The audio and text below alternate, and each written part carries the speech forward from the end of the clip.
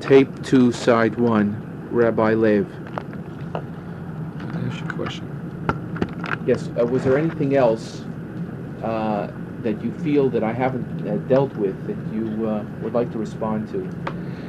Well, I would prefer if, after you go over your material, if you come back again, because I'm speaking to you just off the top of my head. But I think there's a very broad principle, I would say, which would probably show up in your studies, that really what the chaplains did, and when I say chaplains, I really mean Jewish GIs did, was to prepare for the Brecha. That was the big job, I think. How did they do that? In other words, they kept them alive, they got them organized, got them working together, they helped in movements so as to prepare that when the Brecha was organized through the Palestinians, that they could coordinate it and move them over one into the other. Without this organization within the American military, I doubt whether you could have gotten people to go to the places that they were to go to from which they were picked up by the Palestinians. Could you be more specific? I don't know. Well, we'll take a very simple example. The Palestinians wanted to work in the Brecha, right? Okay. But how do you get Jews from Munich over to the place in Austria from which you want to get them over the mountains? How do you move them? Well, they're your military, your American military had to be involved with their transportation. And the JDC couldn't arrange that, or the JDC, where's the JDC going to get a train?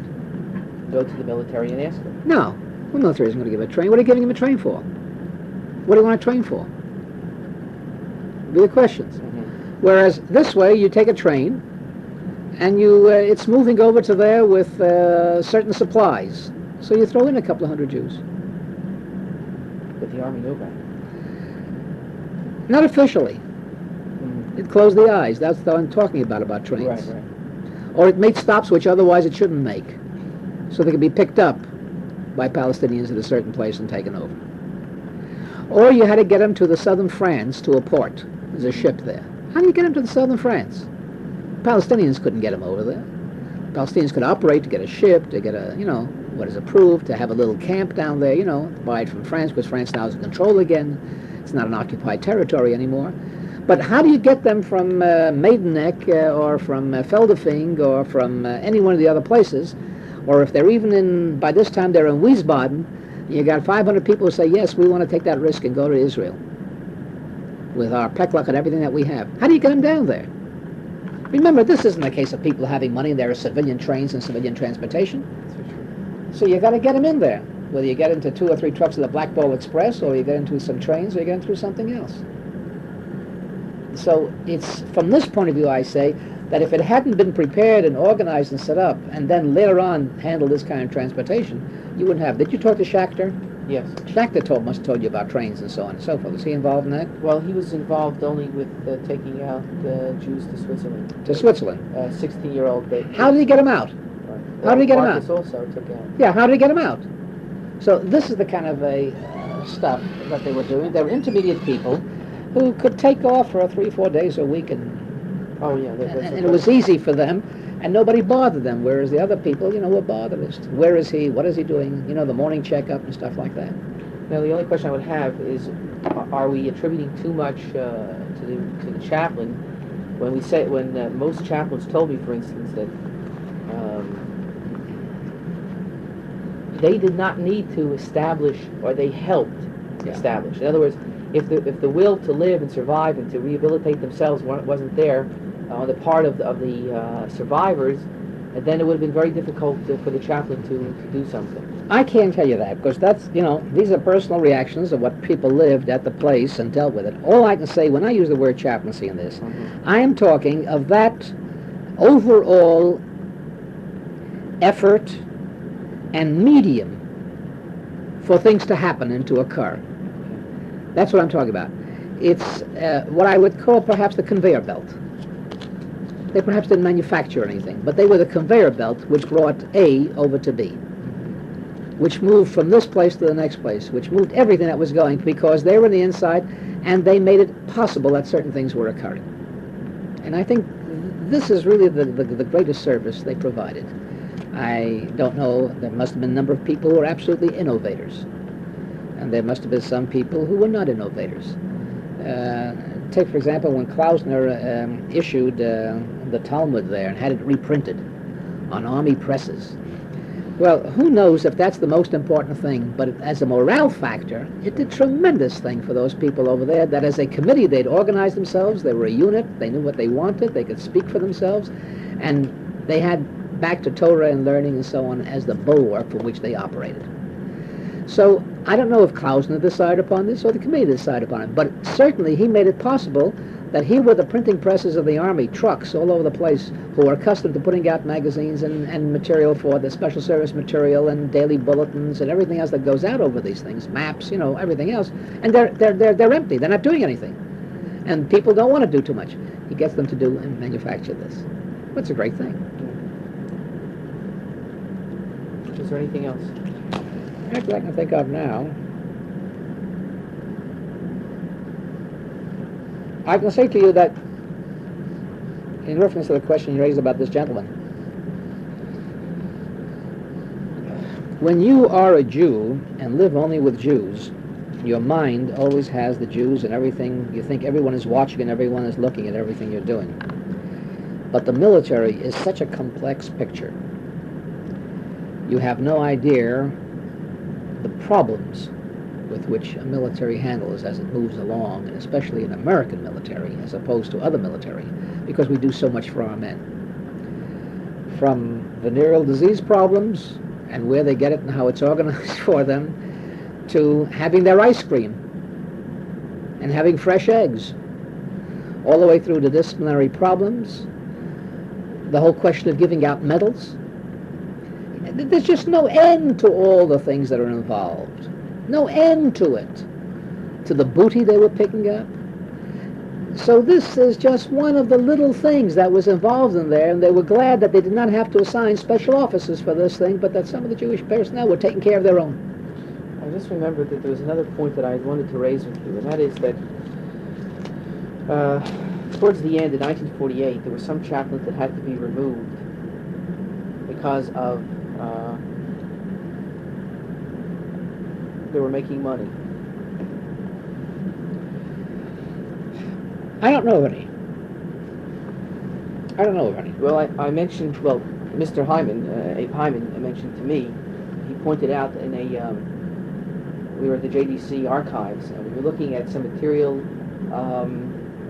that was written by William Haber. Mm-hmm. Who was one of the first ones there. Well, no, yeah, but one of the last, actually. We hear that one. Yeah, who was, and he was mentioning the fact in this letter that certain of these chaplains were into making black market money. I have no question in my mind, but that in a group like this, and with the opportunities there, that some people were. But you have no... But they were not, and I've heard enough of this material too, but they were not let out of the army because of that. They were, all of them were protected. I took the attitude, I was here at that time, and said, these boys went through all that stuff. If in the end they got tainted, that's their problem. If the army caught them, CDI, and it's up to the army to try. But now let's get back to black market, and I'll show you, so you're going to get an idea of what black market can be. In 1945, after I came back and went through all this thing, towards the end of 1945 or early 46, we sent Dr. David de Sola-Pool over to visit with the chaplains and so on and so on. He came back to me, and when he came back to me, he presented me with he told me all about black market and how horrible it was and so on, because everybody was walking around with a little briefcase, and it's inevitable. These things were happening. Chocolate, a chaplain gives a guy a bar of chocolate because he's poor and so on and so forth. He turns around later on, he sells it for so much and so much money. Now, so I said to Dr. Poole, my God, I'm looking at your expense account. It is so small. How is it possible?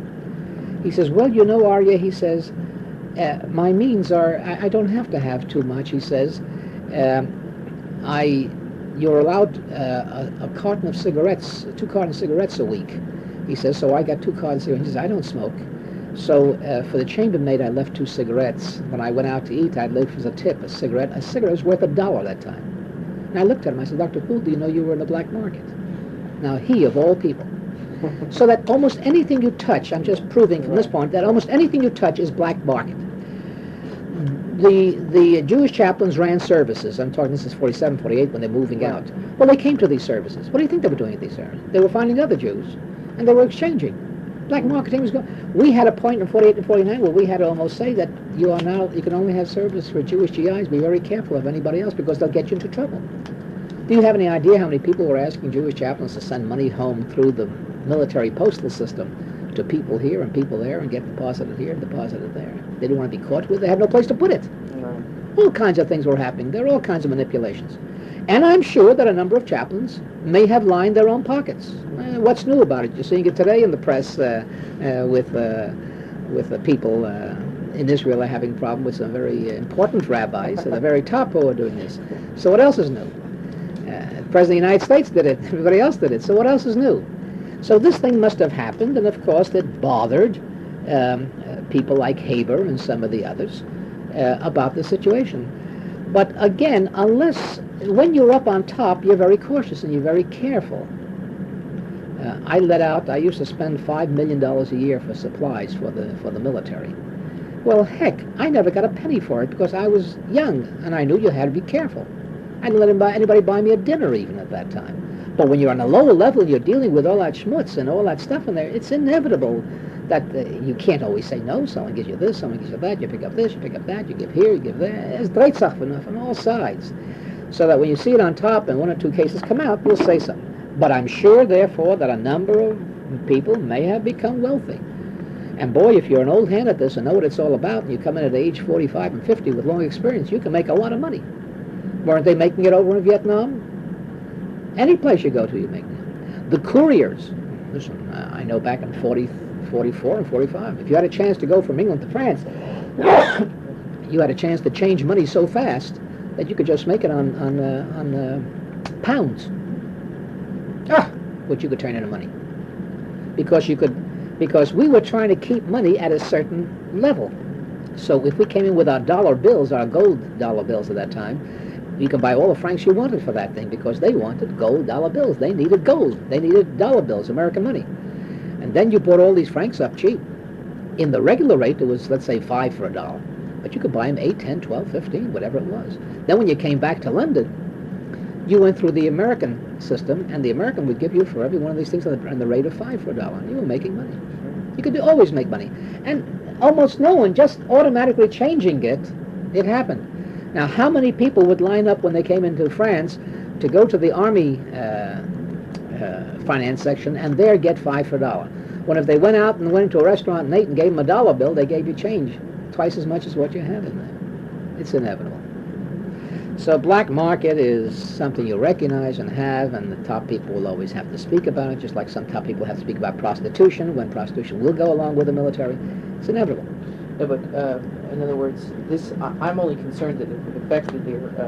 No, it's too late. By that time, it's all over. Didn't affect them in any way. By the time you come to Haber, it's all over. Right, I realize that. At what point do you think that there was very little need for the chapel?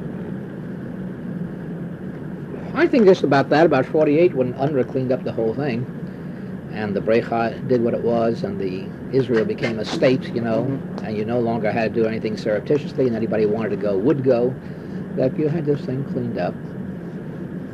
But no chaplain was ever thrown out for any illegal activity? No one was. We know of, we've heard, but because of the good things they did,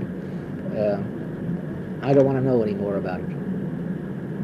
Not that one of the people believes that a means is okay because you get a certain end. Here was the other way around. The end was there. Right. Later on, they cashed in on it. Right. If they'd originally gone in for that purpose, I'd raise hell about it. Right. But they did the work. They did lay their lives on the line. They did stick their necks out. They did do the work. And if as a result of it, the end, when everything was there, that's how it happened. That's how it happened. That's really not important. I mean, my point was, as long as it didn't affect their... That was all over. That was toward the end.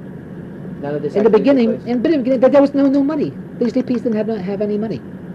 Well, all right, they may have some hidden away. I don't know. No, they didn't have it, but they surely got it quickly. That's what I'm saying. Yeah. And built it up. Yeah. So that by 47 and 48, they had money. That's when it started coming in. That's when the schmutz got coming in. It's like a war. When you kill under a war situation, it's to protect your life. You're doing a worthwhile project. When the war is over, if you kill, then it's the wrong thing to do. And that's about what this boils down to.